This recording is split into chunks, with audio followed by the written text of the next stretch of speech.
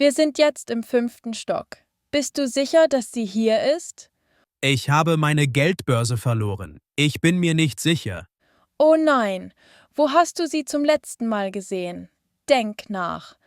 Ich glaube beim Zahlen für die Schuhe im Erdgeschoss.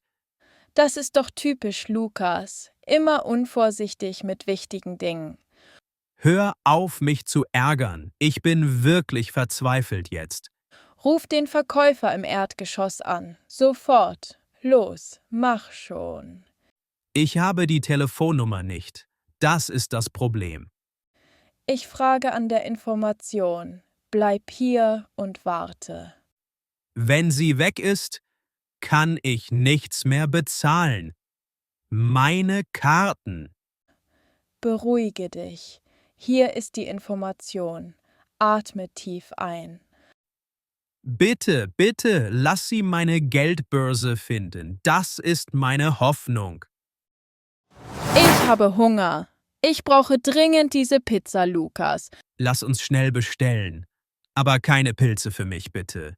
Du bist komisch. Pizza Fungi ist doch die beste Pizza, wirklich. Ich nehme die Pizza Salami. Die ist sicher und immer gut. Nein, ich will meine eigene Pizza Margherita haben. Wir müssen sparen. Wir teilen uns eine große. Das ist günstiger. Das ist eine schlechte Idee. Große Pizza, aber kleine Cola. Das ist fair. Aber wer zahlt die Rechnung? Wir teilen natürlich alles durch 2. Wie immer. Super. Dann bestellen wir. Rufen wir den Kellner.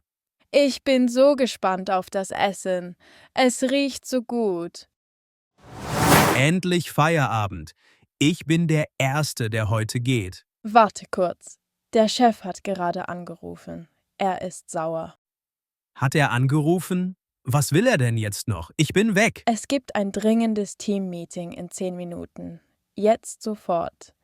Ein Meeting? Das ist doch ein schlechter Witz. Ich glaube dir nicht. Nein, Lukas, es ist sehr wichtig. Er ist schon da.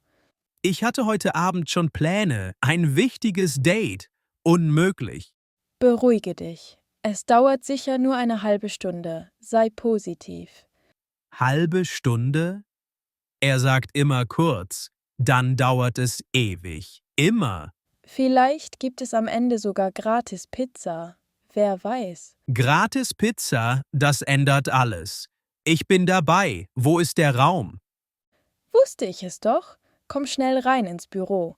Die anderen warten. Wir